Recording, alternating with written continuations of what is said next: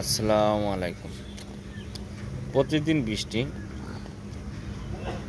2 বা 3 বারও বৃষ্টি, টানা 15 দিন যাবৎ বর্ষার পানিতে ফসলের জমি থই থই করছে। দেখেন, আমি ঢিপি পদ্ধতিতে লাউ গাছ লাগাইছি। লাউ গাছের গোড়া কিভাবে পড়ছে। এখন বৃষ্টি হচ্ছে, ঘন্টাখানেক পরে আবার বৃষ্টি হচ্ছে, সকালে হচ্ছে না বিকালে হচ্ছে। এভাবে ফসলের জমি মাটি নরম ভিজা ছেঁচে হওয়ার কারণে গাছের গোড়া পচে যাচ্ছে। আপনারা স্ক্রিনে দেখতে পাচ্ছেন গাছের গোড়া কিভাবে পচছে। ওষুধ এখন দিই, আধা ঘন্টা পরে বৃষ্টি। দেখেন সাদা সাদা ফাঙ্গাস কিভাবে গাছের গোড়া পচে যাচ্ছে। এভাবে পচতে থাকলে ফসলের জমি নষ্ট হয়ে যাচ্ছে অতিবৃষ্টির কারণে। টানা বৃষ্টি 15-20 দিন যাবৎ বৃষ্টি হচ্ছে। এইভাবে বৃষ্টি হতে থাকলে ফসলের জমি শেষ।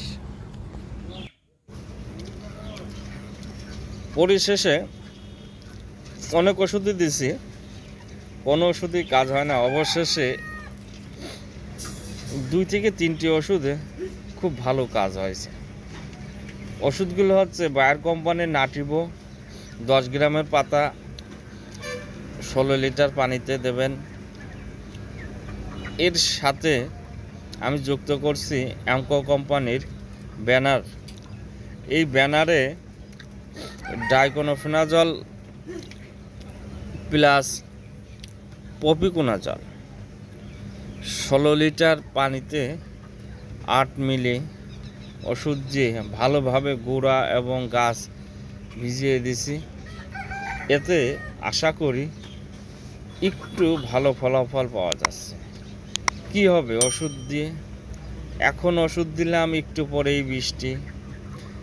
বৃষ্টি এসে গাছ গোড়া মাটি সব ধুয়ে ওষুধের কার্যকারিতা হারিয়ে যাচ্ছে। কোনো কায়দায় এই গাছের সাদা ফাঙ্গাস গোড়া পচা রোধ করা সম্ভব হচ্ছে না। কিন্তু চেষ্টা করে দেখতে পারেন যে আজকে দিলেন, কালকের দিন বাদে পরশু দিন আবার দেন। আমি এভাবে দিয়ে আমার অনেকগুলো গাছ গোড়া নষ্ট হয়ে গেছিল। নিজে আমার 1.5 থেকে 200 পিস গাছের ভিতরে 10টা গাছ নষ্ট হয়ে গেছে। খুব আপনারা দেখেন উপরে, দেখেন সব গাছের পাতা ঝরে যাচ্ছে, অসংখ্য জালি ফুল, দেখেন পাতা